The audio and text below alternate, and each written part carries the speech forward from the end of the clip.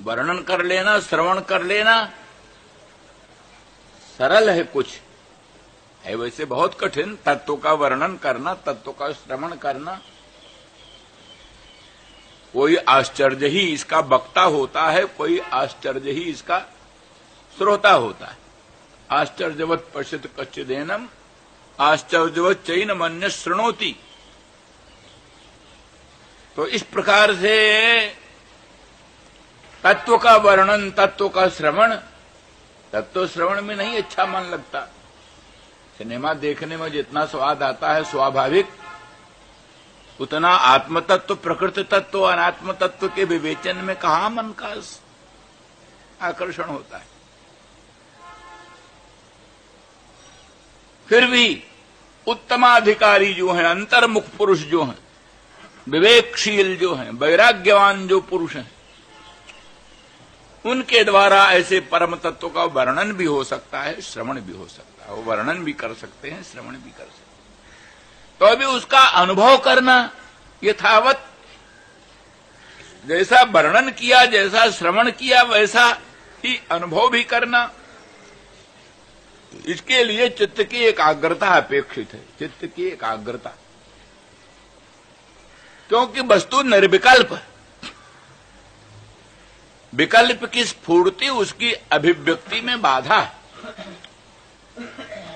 विकल्प की स्फूर्ति, शब्द स्पर्श रूप रस गंध, यही सब विकल्प है।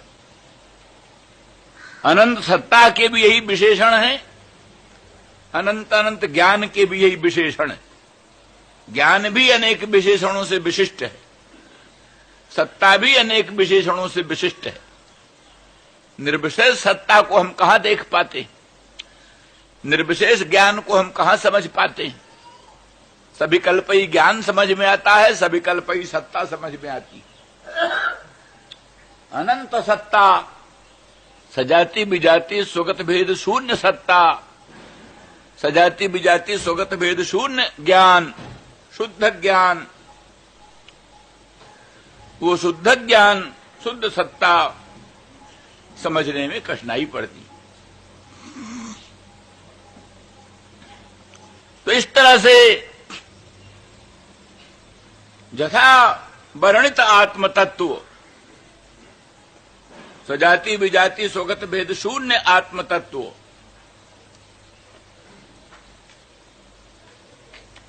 नाना प्रकार के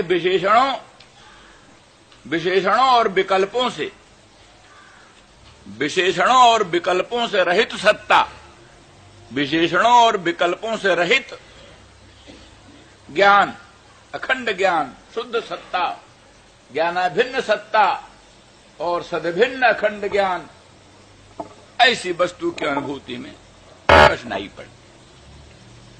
तो उसी को अनुभव कराने के लिए और अनेक प्रकार हैं। उन प्रकारों में कपिल देव जी ने भगवान के सगुण साकार सच्चिदानंद घन रूप का वर्णन किया। श्रीमन नारायण भगवान विष्णु के मंगलमय सगुण सच्चिदानंद घन साकार रूप का वर्णन किया। संचिंतयेद भगवतश्चरणारविंदम वज्रांकुशध्वज सरोरुहलांछनाढ्यम उत्तुंग रक्त बिलसन नख चक्रबाल ज्योत्स्नाभिराहत महत हृदयांधकारम इत्यादि रूप से भगवान के पादारविंद का वर्णन किया। पादारविंद के नखमण चंद्रिका का वर्णन किया। उसके दिव्य प्रखर प्रकाश का वर्णन किया। इसी प्रकार से भगवान के अंग प्रत्यंग का वर्णन, मुखचंद्र का वर्णन, दामिनी द्युत विनिंदक पीतांबर का वर्णन, अनंतानंत भूषण वसन अलंकारों का वर्णन और भगवान के दिव्य कल्याण गुणगणों का वर्णन, ये सब विस्तार से किया, लगभग 18-19 श्लोक से। तो वहां फिर बतलाया कि इस स्वरूप का ध्यान करते करते, इसी स्वरूप का चिंतन करते करते, भगवान के मधुर मनोहर मंगलमय मुख चंद्र का चिंतन करते करते, पादारविंद के नखमण चंद्रिका का चिंतन करते करते उनके दिव्य स्वरूप का ध्यान करते करते स्मरण हो, स्मरण के बाद उसी में प्रत्येकतानता हो, प्रत्यय एकतान हो, ज्ञान की धारा अखंड धारा चल पड़े। माने विजातीय प्रत्ययानंतरित तो सजातीय प्रत्यय का प्रवाह चल पड़े। बीच में घट भी आ जाता है, पट भी आ जाता है, प्रपंच भी आ जाता है और दुनिया आ जाती है, वो सब न हो। विजातीय प्रत्यय से अनंतरित माने अव्यवहित विजातीय प्रत्यय बीच में न हो, शुद्ध सजातीय प्रत्यय केवल भगवान का ही मुखचंद्र, भगवान की ही पादार बिंद की नखमण चंद्रिका, भगवान का ही दिव्य मंगलमय रूप वही प्रत्यक्षण प्रस्फुरित हो अंतःकरण में, दूसरी कोई वस्तु व्यवधायक ना आए। यही ध्यान। वो ध्यान होते होते, ध्यान चलाते चलाते कहते हैं वो स्मृति, स्मृति के बाद, स्मरण के बाद, स्मरण से अनुराग पैदा होगा, उत्कंठा पैदा होगी, अनुराग पैदा होगा, उत्कंठा पैदा होगी, और फिर ये जो प्रेम प्रसर विह्वलता, तो यहां प्रेम के प्रसार से अंतःकरण की विह्वलता हो गई, विह्वलता। उस विह्वलता में सब काम धाम बंद। विह्वल माने शिथिल हो, इंद्रियां शिथिल, मन शिथिल, बुद्धि शिथिल, अहंकार शिथिल। आमतौर पर होता है शरीर शिथिल हो जाता है पर मन नहीं शिथिल होता।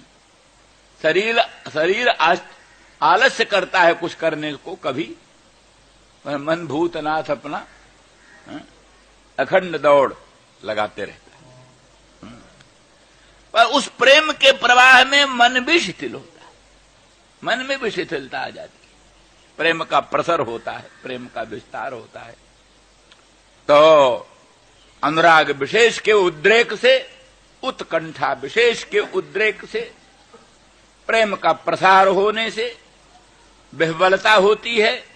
विह्वलता का स्वरूप यही इंद्रिय शैथिल्य, मनस शैथिल्य, बुद्धि शैथिल्य। तो कहते उस शैथिल्य का रूप ये होगा कि मन में जो तत्त वस्तुओं के ग्रहण की सामर्थ्य, वो सामर्थ्य रुक जाएगी।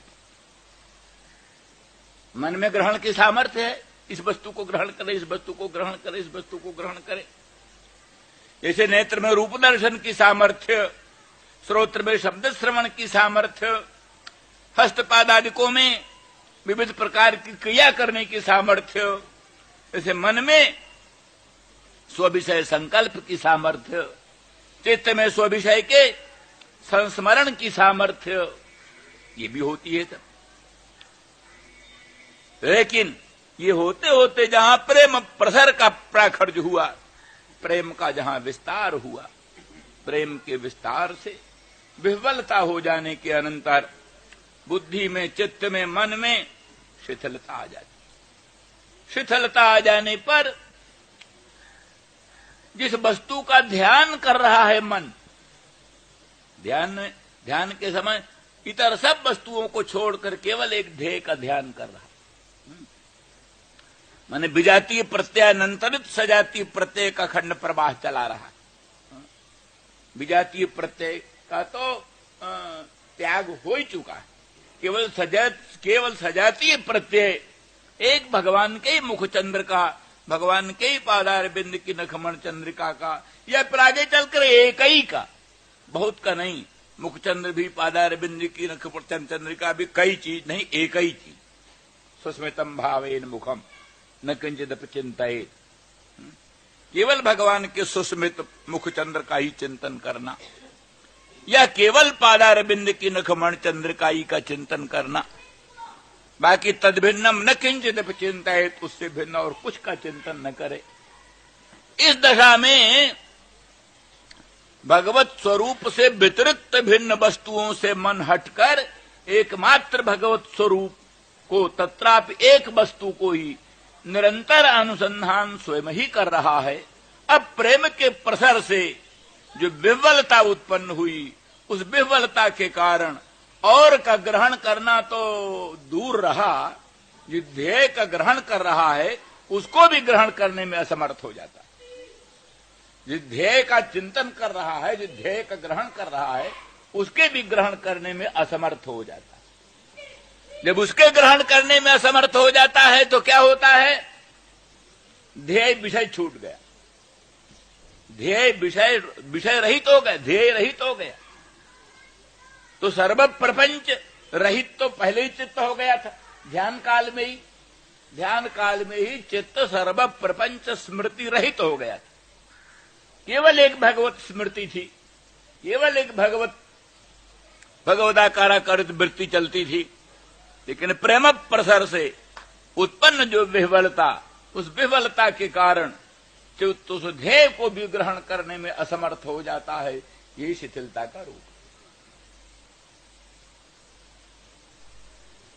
मिलो प्रेम पूर्ण दो भाई, मन बुद्धि चित अहमित बिसराई। राम और भरत दोनों मिले, इतने प्रेम से परिपूर्ण होकर मिले कि मन बुद्धि चित्त अहमित बिसराई। 4 अंतःकरण है, मन बुद्धि चित्त अहंकार, चारों को भूल गए। निर्विकल्प समाधि सुतराम हो गई अपने आप। समाधि के लिए कोई नया आयास नहीं करना पड़ा। मन बुद्धि चित्त अहंकार, इनको भुलाकर मिले। एक तन्मयता हो, एक विचित्र तन्मयता होती है, उसी तन्मयता में ये बात संभव। इस प्रकार से जब चित्त ध्येय को ग्रहण करने में समर्थ हो गया, तब फिर वेदांत वेद्य अखंड ब्रह्म उस समय सामने आ जाता। वेदांत वेद्य अखंड ब्रह्म, वही ब्रह्म जो भी साकार होकर प्रकट हो रहा था, जो भी सगुण होकर अनंत कल्याण गुण गण धाम होकर प्रकट हो रहा था, वही अखंड बोध रूप से, निर्विकल्प बोध रूप से, निर्विकल्प सत्ता के रूप में, सद्भिन्न बोध रूप से, बोधाभिन्न अखंड सद रूप से वही वस्तु सामने आती है। क्यों आती है? तो कहते एकमेक तरा भावे जदा नोपलभामहे, तृतयन तत्र जो वेद सात्मा स्वाश्रयाश्रया। एकमेक तरा भावे जदा नोपलभामहे, ये स्वभाव है प्रमाता प्रमाण प्रमेय ध्याता ध्यान ध्येय, इनमें से एक भी